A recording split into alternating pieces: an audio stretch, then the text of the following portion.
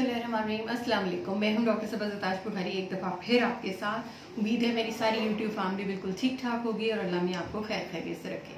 सर्दियों की आमद है, बारिशें शुरू हो चुकी हुई हैं, तो कॉमनेस्ट चीज़ है कि इन्फ्लुएंजा फ्लू जिसको हम कहते हैं, यानी कि राइनाइटिस, एलर्जिक राइनाइटिस और फ्लू, ये सारी चीज़ें जो हैं वो कॉमनली हमें चेंजिंग वेदर के ऊपर जो है वो काउंटर करना पड़ती हैं। और हम बहुत सारे जो है बच्चे बुजुर्ग हर एक को देखते हैं कि वो छींक रहे हैं, आंखों से पानी आ रहा है, नाक से पानी बह रहा है और थिन वाटरी सी सिक्रीशंस हैं और वो बेचारे तंग हो रहे होते हैं।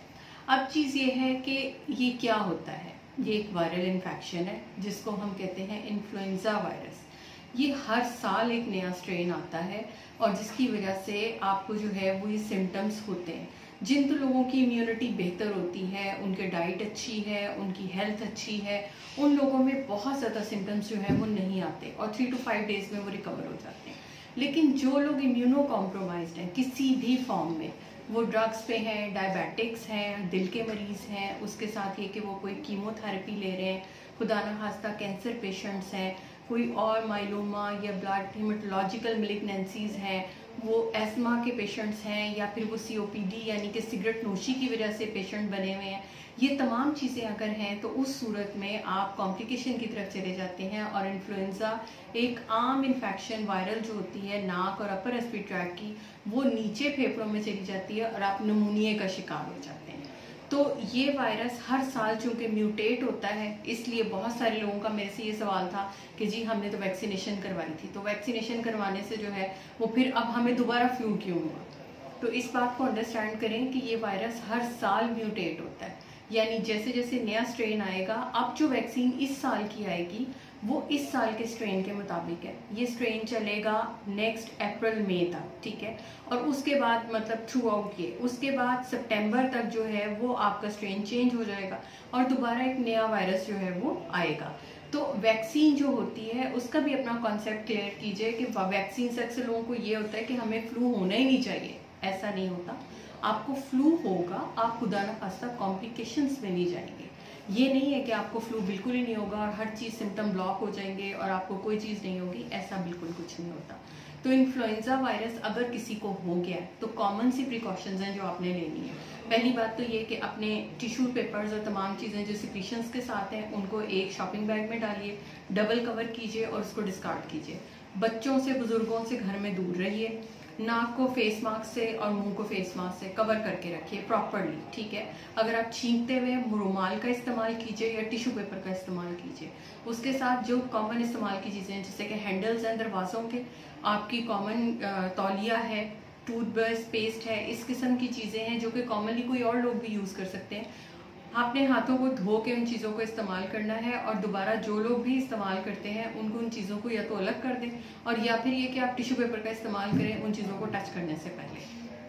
सिर्फ 3 to 5 डेज की एहतियात है, उसके बाद ये चूँकि सेल्फ रिमिटिंग है, ये खुद ही ठीक हो जाता है। अगर खुदा न खास्ता सिक्रीशंस वाटरी से येलो या ग्रीन होती हैं तो उस सूरत में आप बैक्टीरियल इन्फेक्शन का शिकार होते हैं और आपको एंटीबायोटिक साथ में आपके मॉलिज के मशवरे से ऐड करनी है।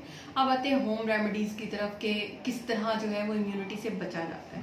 तो जो मेरे पेशेंट्स का बहुत कॉमनली और बहुत अच्छा रिजल्ट है उसमें यह है कि सौंफ, अजवाइन और दालचीनी का कहवा बेस्ट है। अगर आप इसके साथ मज़ीद ऐड करना चाहें तो अदरक, हनी और लौंग, एक टी इसकी ले सकते हैं आप। उसके साथ ये कि सिंपल जो है, यानी आपका जो है एक लेमन और एक सिंपल सा जो टुकड़ा है आपका जिंजर का, वो उसकी चाय बनाइए, उसमें 1 चम्मच हनी का ऐड कीजिए और सुबह शाम ले लें। ये आपके बेस्ट इम्यूनिटी है। अपनी प्रोटीन्स का इंटेक बहुत अच्छा रखिए। प्रोटीन किसी भी फॉर्म में हो सकती है, सूप की फॉर्म में हो सकती है, कबाब की फॉर्म में हो सकती है, व्हाट्सएवर जिस भी फॉर्म में आप लेना चाहें, अंडा लेना चाहें, मुर्गी लेना चाहें, मछली लेना चाहें, मटन लेना चाहें, बीफ लेना चाहें, किसी भी फॉर्म में लेना चाहें, उससे आपकी इम्यूनिटी मज़ीद बेहतर होगी और बूस्ट होगी।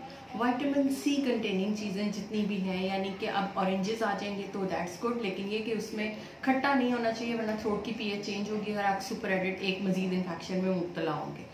तो एक्यूट इन्फेक्शन में थोड़ा सा अवॉइड करना है। विटामिन D लेवल्स अपने ऑप्टिमाइज रखिए। विटामिन D लाजमी ऑप्टिमाइज होगा तो आपका इम्यून सिस्टम जो है वो बहुत अच्छा वर्क करेगा। एनीमिक नहीं होना चाहिए आपको। एनीमिया वाले लोग जो है वो अपना आयरन सप्लीमेंटेशन जो है वो लेते रहेंगे। तो ये चंद कॉमन सी एहतियातें थी। दूसरी चीज़ ये कि आपने बार बार नाक को हाथ लगा के सिक्रीशंस करके आंखों को हाथ नहीं लगाना, ये इन्फेक्शन का स्प्रेड होता है। और इसी तरह आपने वाटर टॉवल जो भी चीज़ें आपने यूज़ करनी है सिक्रीशंस के बाद अपने हाथ ज़रूर धोने हैं।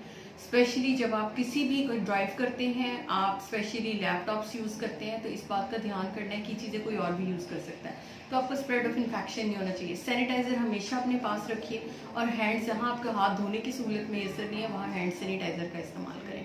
इन्फ्लुएंजा की वैक्सीन हर साल अगस्त के एंड और सितंबर के शुरू में अवेलेबल हो जाती है। 6 महीने से ऊपर के लोग, स्पेशली इम्यूनो कम्प्रोमाइज लोग, बुजुर्ग लोग जो लगवाना चाहें वो इसको लगवा सकते हैं। डिफरेंट अवेलेबल है, आप अपने एरिया में जो भी आपको कन्वीनियंट हो आप वहाँ से इसको IM लगवा सकते हैं। ये IV नहीं होती, इस बात का ध्यान कीजिए कि ये IM लगनी है, इंट्रामस्कुलर गोश्त में लगेगी। तो इस बात को ध्यान रखना है कि कहीं कोई और बात का सबकुटेनियस लग जाती है, उसका इफेक्ट नहीं आता। तो ये छोटी छोटी चंद एहतियातें थी जो मैंने आपको बताई। अगर आप इन पे अमल करते हैं तो ये सेल्फ रिमिटिंग डिजीज़ है, खुद ही ठीक हो जाती है, कोई ऐसा प्रॉब्लम की बात नहीं है। अगर आप इसमें कोई सुपर एडिट में चले जाते हैं तो फिर अपने वालिद से ज़रूर मशवरा करें। तो वीडियो को शेयर, लाइक एंड सब्सक्राइब करना बिल्कुल मत भूलिएगा। चैनल को आगे शेयर कर दीजिए और अगर आपके कोई सवाल हैं तो वीडियो के नीचे कमेंट करके मुझसे पूछ लीजिएगा, मैं ज़रूर उन्हें एड्रेस कर दूँगी। तो फिर मिलेंगे किसी नई वीडियो के साथ, तब तक के लिए अल्लाह हाफ़िज़।